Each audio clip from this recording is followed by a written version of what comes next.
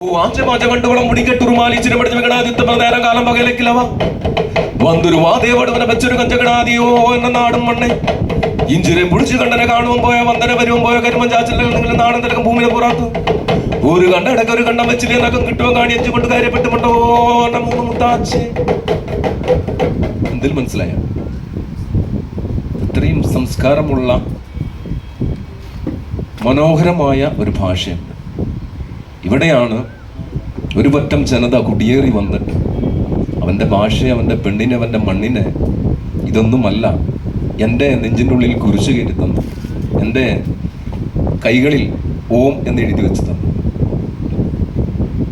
ഇതൊന്നും അല്ലാതെ ആകുന്ന സമയത്ത് ആദിവാസി അല്ലെങ്കിൽ പണിയ എന്ന് പറയുന്ന കിനാദിക എന്ന് പറയുന്ന വിഭാഗം ആ മണ്ണിനെ ചേർത്ത് പിടിക്കാൻ ശ്രമിച്ചു.